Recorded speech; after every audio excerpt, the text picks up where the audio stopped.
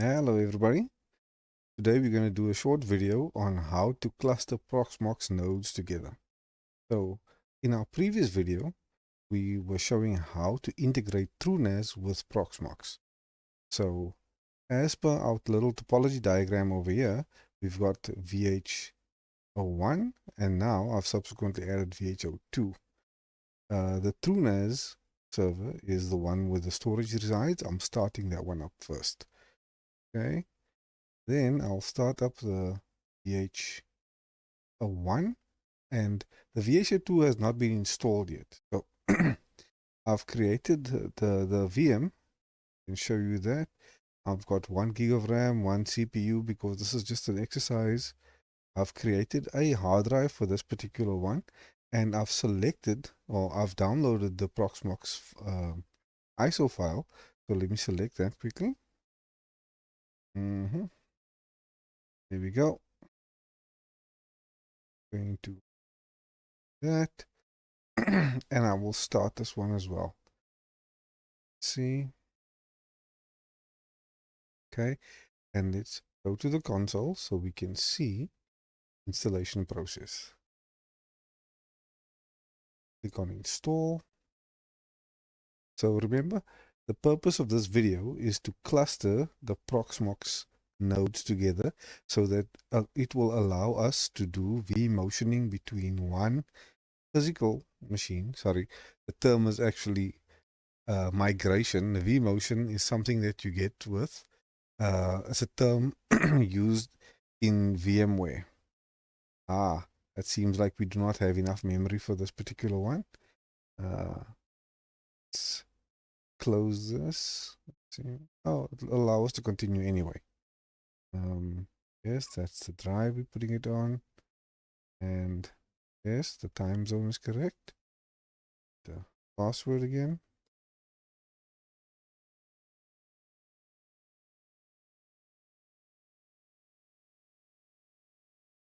And the email address. Oh.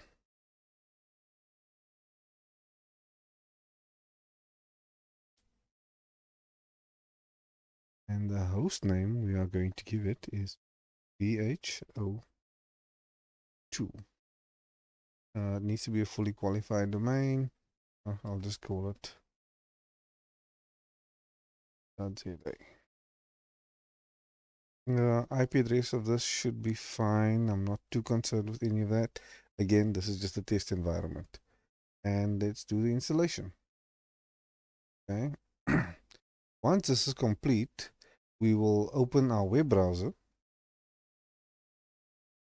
and find one that hasn't already. Go. Terminal. Open a little screen over here. Next to that. And we are going to go to 192.168.122.94, and that should allow us to connect to the Proxmox as we stand over here. Username is root. Password as before. Right, so we are in. While we're waiting for this one to finish its installation, what we will do in the meantime, we will go to on data center. We'll click on cluster. Here we will create cluster. We'll give the cluster a name, and we'll just say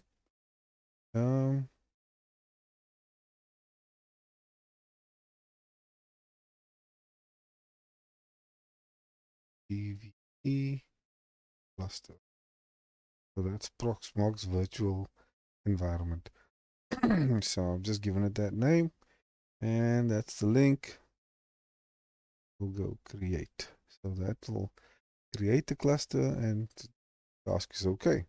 Status, we're good. But now we need to add nodes to this cluster.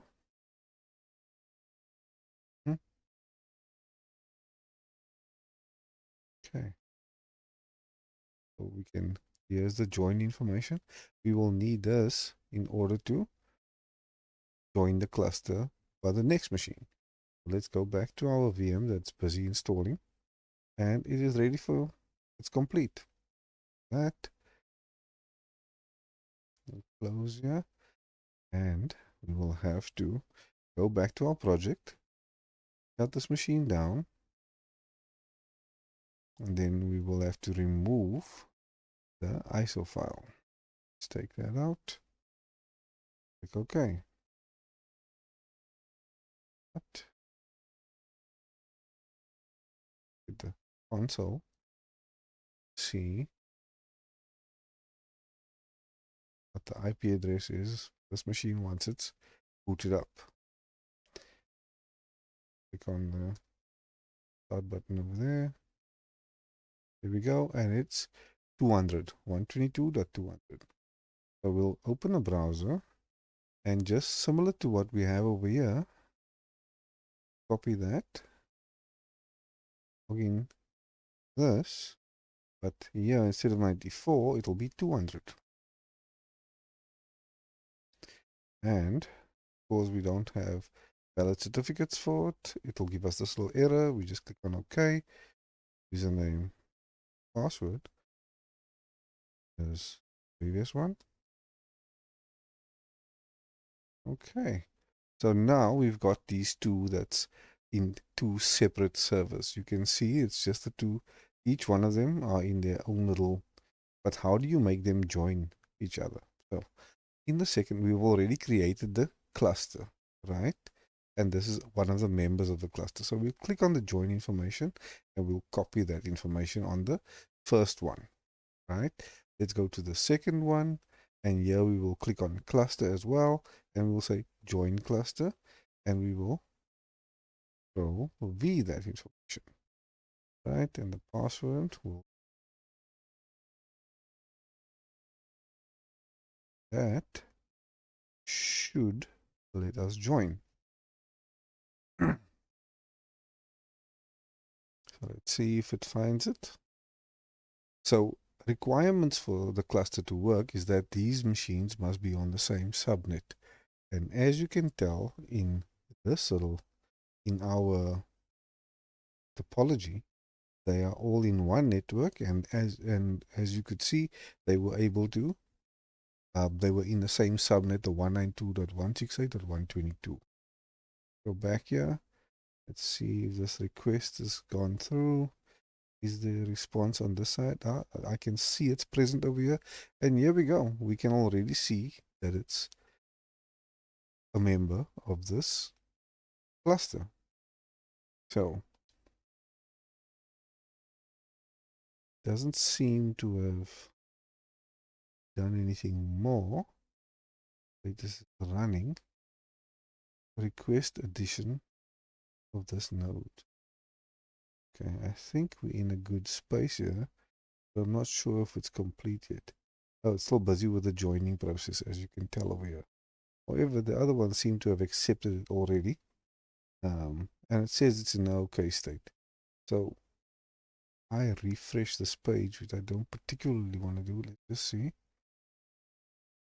I think some parameters that does change. Just that, and you will now see both machines. So you can connect to either one of the two, and it will show you that they are members of the same cluster. So a very good test of this is to start a VM, right? Which we are now using the second host to start a VM on the first host. Now we have a problem over here. Let's just see what that error is. Maybe we can start the one or the other. Second VM. Let's start this one. If we have any more luck on that. Yes, it started. Okay. Gave us a start option. It's coming up. Now while this machine is running, able to see the console. Yes, there we go. We are going to do a migration of this. We'll right click on it and click on migrate, and we will take it to cannot migrate VM. Oh, with a local CD. Oh yes, of course, because the CD is in the local folder. It's not So I'll have to first stop this one. The CD is in the that, turn it off, and the CD is in here. Let's take this. No, we're not going to use that CD at the moment, but because it's a local CD, it's giving us some issues. So what I'm going to do, I'm going to move this somewhere else. I'm going to do that. Oh, of course, you just remove it. I don't need that CD. This one also allows us to put CDs in. So we'll select the file. I think it is in my ISO folder over here. Nope, it's under my downloads folder. We'll find it. Oh, seems to have moved everything. Don't want to move large files at the moment. Okay, anyway. So what we've seen here is that we can create a running machine. I'll take this one. Let me, did I disconnect the VM? Yes, I did. Yeah, there's no more. I can start this machine, this VM. You can see that it starts, the logs here at the bottom of it. So we got cluster information and then the tasks. And while this machine is running, well, nothing will show now, it'll give us an error. We can do a migration of this machine. So it's migrated, live migration to this particular host here. There we go. The migration process is going on. So what it's doing, it's copying all things that are in memory from the one VM to the other, the one VH to the other. So there we go. And the task is complete, and you can see that it was moved from one to the other. And with that, it's the end of this video. I hope you liked it. This completes our task. Thank you very much. Thank you for watching our video. Please subscribe and check out the rest of our channel. Previous videos will help to understand the current one. Thank you. Bye.